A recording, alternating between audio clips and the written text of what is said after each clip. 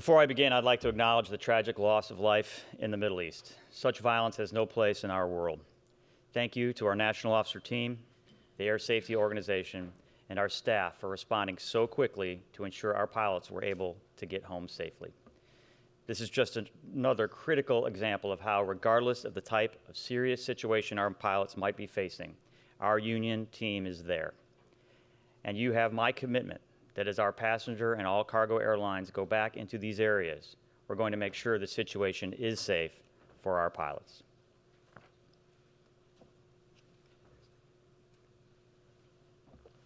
As we gather today, ALPA represents more pilots than at any other time in our union's history. And more than ever before, ALPA represents what it means to work as an airline pilot in the United States and Canada, and what the strength of unionism really looks like. I'm proud to report, in the past 10 months, this union has delivered for our pilots. Truly, we've changed history, bargained historic contracts, and fought to defend the safest era in our airlines industry's existence. We've changed the trajectory of the efforts of this union back to where it should be, doing the work of our line pilots. Since we took office in January, our administration has made it clear that ALPA is a line pilot-driven organization. With your presence here this morning, you embody our union's commitment to every single ALPA pilot having a voice. Instead of focusing on why something can't be done, we're focusing on how to get it done, and we are getting stuff done. ALPA's growing numbers are a great example. Our expanded ranks have galvanized our solidarity and allowed us to redouble our efforts at the bargaining table and influence in the halls of Congress and on Parliament Hill. Recently, we held our first large-scale Hill Day in Ottawa, during which pilots advocated directly on Parliament Hill. Our visibility, dedication, and expertise demonstrate that we're a force to be reckoned with in our nation's capitals. Because of your support of the PAC, doors are open to ALPA, and we've built stronger relationships with key lawmakers in the past 10 months. Leading up to this year's legislative summit, the suggestion was made to create a new PAC level, something we haven't done in nearly a decade. In just 4 months, the new Benke 1931 donor level, which is met with an investment of $1,931 a year, has grown to nearly 100 members, including some who have never been part of the PAC before. In addition, the PAC has been growing in numbers during each of the past 10 months, and we're on track to beat our record for the year. Wendy will have more details in her report. The PAC is only part of an overall strategy to advocate for our members in the highest levels and at every level in the United States and Canada. I've personally met with Senate Majority Leader Schumer and leaders Jeffries in the House. I've worked closely with aviation safety stalwarts like Republican Representative Nick Langworthy and Democrat Representative Brian Higgins to protect pilot training rules. Next week, I have more meetings with critical Senate leaders on both sides of the aisle. Access like this doesn't happen by chance. These connections are possible because of the engagement of our pilots, of your pilot groups. Throughout the FAA reauthorization process, ALPA pilots have engaged from the same policy foundation we always do. Safety comes first. We delivered our collective message through district advocacy, calls to actions, face-to-face lobbying, and paid advertising. We've reestablished ALPA in the news media through dozens of interviews with leading journalists. Our union has stepped up our outreach across aviation stakeholder community. As a result, we've exceeded at stopping attempts to shortcut safety, but there's still more work to do. Our union's solidarity has clearly influenced the FAA's future priorities. In recent testimony before Congress, FAA Administrator nominee Michael Whitaker reiterated his support for the highest aviation safety standards. He's pledged that if he becomes FAA Administrator, he'll support maintaining at least 2 highly qualified, experienced, and trained pilots on every airliner flight deck and protect current first officer qualification, experience, and training requirements. This was a result of direct engagement with the DOT, the FAA, and the White House regarding multiple potential candidates. And I made it clear that we wouldn't support another industry administrator. If they wanted our support, we needed these assurances, and we got them, not only through verbal statements, but also in writing from the DOT, as well as a White House statement of policy and comments from Secretary Buttigieg himself. In just a few months, the DOT's willingness to collaborate with ALPA has significantly improved, and I appreciate the direct contact and engagement, not only from Deputy Administrator Trottenberg, but directly from Secretary Buttigieg as well. Mr. Whitaker's nomination is actually being marked up in the Senate this morning, and we urge his swift confirmation. This is what advocacy looks like, and this is what solidarity looks like. This is the kind of result that's achieved not only by ALPA's position as the world's largest pilot union, but by being part of a larger labor collective, the AFL-CIO, which wields significant influence in Washington. We're acting like a union again, and it's being noticed. These accomplishments are the direct result of your resolve and the dozens of meetings and tens of thousands of messages your pilot groups have sent to Congress. During the dangerous distraction of yet another potential U.S. government shutdown, you helped voice ALPA's expectation that lawmakers hold the line on safety and provide the FAA with stable, long-term funding. Because of you and every one of ALPA's pilots groups, we've succeeded, at least so far. And while the FAA reauthorization has been extended through the end of the year, the fight against those who would weaken safety is far from over. Our union will need every person here to help carry ALPA forward to winning out over these schemes that would send our industry back to a time when flying was less safe. Data from the FAA continues to clearly show that pilot production is shattering records in the United States. Despite the data, those who seek to weaken and evade pilot qualification and training rules are determined to put profit over the public's safety. And they have money, lots of it. But I'm here to tell you, as ALPA pilots, we'll fight to the end. The industry is being reminded yet again, this union says what it means, and we mean what we say. For example, when we took office, I directed greater scrutiny on Part 135 scheduled charter operations such as JSX. Scheduled service that's indistinguishable to the traveling public, but operated under less safe Part 135 regulations. ALPA promptly called on the DOT to reject SkyWest's proposal to shift flying under Part 121 safety regulations to its own surrogate under the same scheme in an attempt to reduce rigorous pilot training rules and increase its profits. We knew that SkyWest's scheme to stand up a charter operation to evade pilot safety requirements would not only affect its own passengers, but would also set a precedent that other airlines would follow.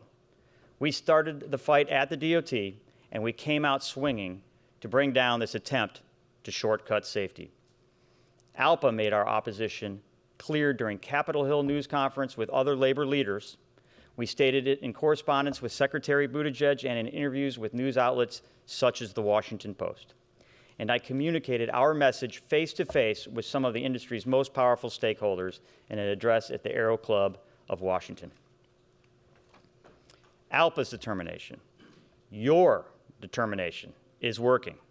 Just a few weeks ago, the FAA announced its intent to examine the public charter loophole that airlines like proposed SkyWest charter would use to skirt aviation safety rules. The FAA's announcement is a good first step, and we'll continue to use every tool we have to push for rejection of this proposal, including through a filing with the FAA I asked our legal team to do just last Friday. As everyone here recognizes, those rules have led to a 99.8% reduction in airline passenger fatalities in the United States, and we're going to keep fighting to protect them. This fight is far from over, However, I'm extremely pleased with the progress we've made in just a few short months together. When we started these conversations in January, the odds were against us on closing this charter loophole.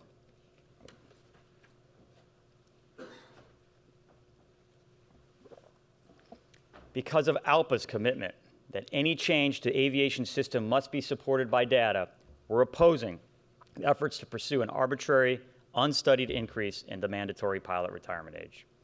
Our union's opposition to any increase, which is codified in ALPA policy and reaffirmed by our board of directors, is based on the principle that any change must be based on science and data. Equipped with data and fueled by the dedication of your pilot group members, we've so far prevailed against these charter schemes and efforts to change safety regulations. But as I said, the battle continues. We know, you know, that special interests are not going to give up. But rather than squandering time and resources looking for ways to evade or exploit safety regulations and introduce new risk, ALPA is instead calling on the aviation industry to focus on identifying real solutions. By collaborating, we can ensure that those who live in small and rural communities in the United States and Canada can have access to safe, reliable air service.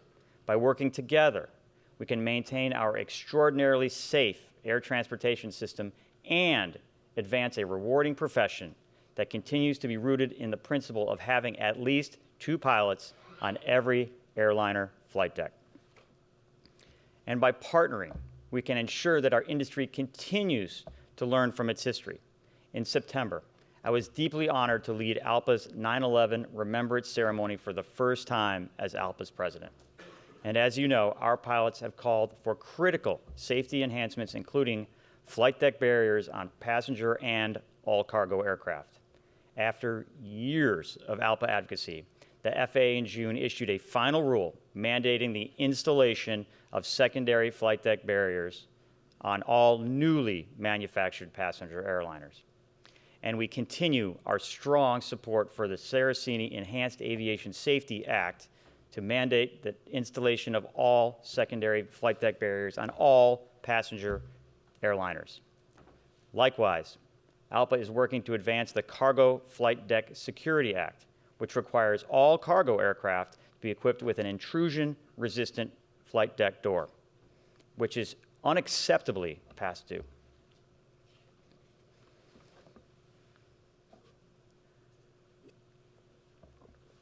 In addition to our advocacy on safety and security, our union's expertise at the negotiating table is not only benefiting our U.S. and Canadian members today, but it's setting the bar industry-wide and laying the foundation for future pilots. Earlier this year, I was proud to walk the informational picket line with the pilots at FedEx Express, United, and WestJet. I also made clear our union's support for Air Canada and ATI pilots during their recent informational picketing. At these events and so many others, I'm constantly in awe of the power of our unity, both within individual pilot groups as well as among all ALPA pilot groups. This year, our unity has already resulted in contracts with strong improvements in pay, retirement, quality of life, and job security at Air Wisconsin, Calm Air, Delta, Hawaiian, JetBlue, Spirit, United, Wasaya, and WestJet. It's also made possible the joint collective bargaining agreement resulting from the merger between Perimeter and Bearskin. However, we still have work to do, and we have a lot of it, especially in cargo at ATI and FedEx, and with our brothers and sisters north of the border. But I don't think anyone could doubt that our solidarity has created a sea change in management thinking. You've forced a fundamental recognition that aviation sector companies can't meet their growth targets if they don't have the pilots on board. Thanks to the tremendous ground we've gained in just 10 months, we're clawing back some of the bankruptcy-era concessions we made, and we're working together to move pattern bargaining forward. Our success is helping every ALPA pilot group and raising the bar for the industry. For example, we've made certain that pilots who complete a deal aren't left behind when agreements are reached by pilots at other carriers through snap-up or market rate adjustment provisions. Unfortunately, to date, the largest independent unions haven't assisted in raising the bar. However, these positions are a great example of the benefits of first-class union representation and top-notch negotiators with decades of experience in pattern bargaining. Not only are we getting back to basics by collaborating to raise the bar in negotiating contracts, we're also taking a step forward in our focus to enforce these hard-earned improvements.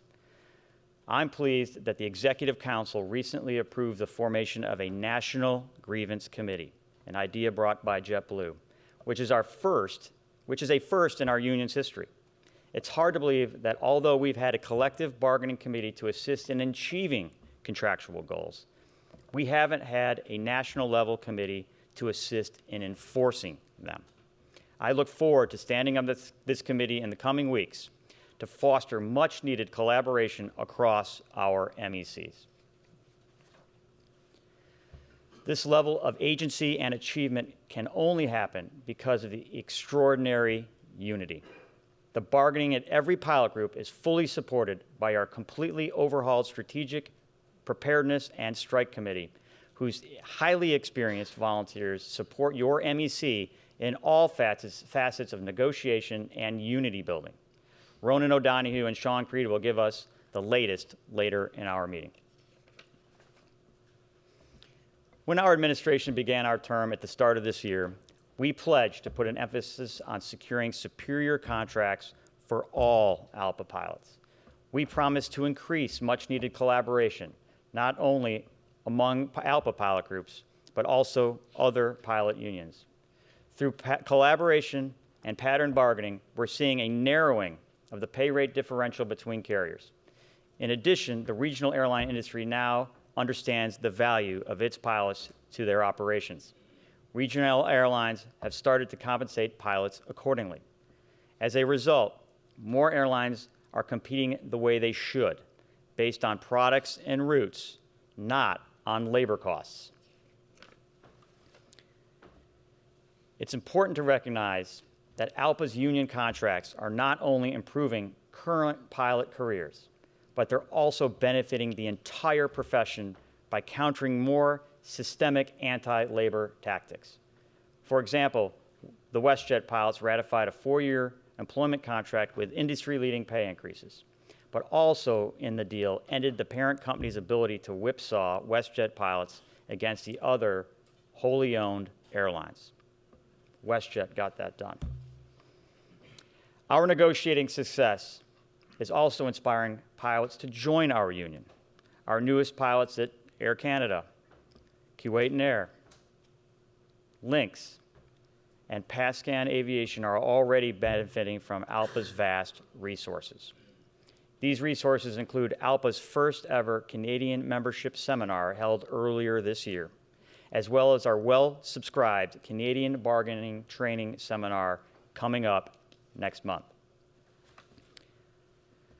While we've been making great strides in negotiating new or amended agreements, and others are still fighting for the contracts that they've earned against intransigent management teams, we have brothers and sisters at carriers that have recently filed for bankruptcy restructuring protections. Our members at Western Global and iAero are dealing with this very real job-threatening situation caused by corporate greed and mismanagement. I'm calling on all our other ALPA pilot groups to consider talking with your MECs and eventually the management teams about entertaining into a distressed carrier agreement that provides mechanisms to assist those pilots and any others who may find themselves in similar situations. If your MECs are willing to do something, please reach out to your LRCs who will have access to model language.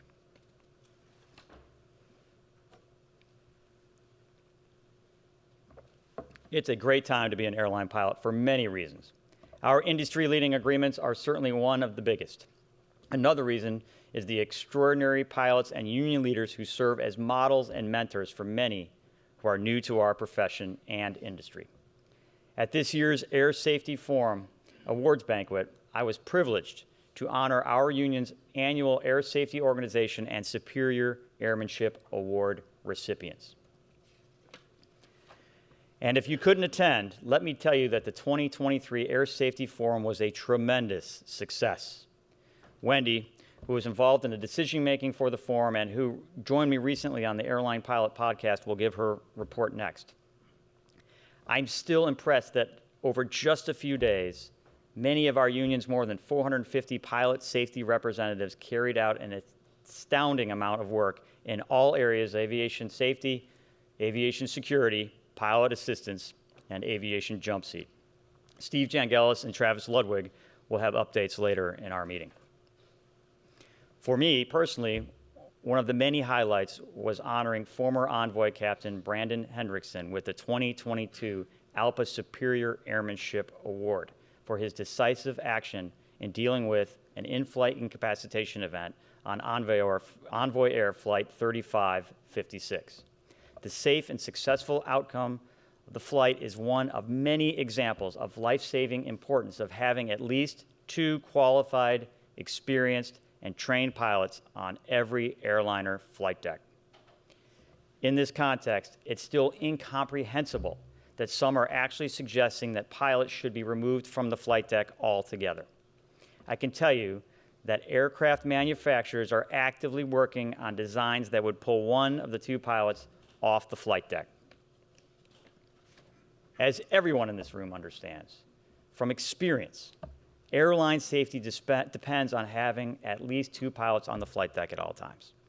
We're working with our allies at the European Cockpit Association and the International Federation of Airline Pilots Associations to raise public awareness through the Safety Starts With 2 campaign and making our voices heard around the globe.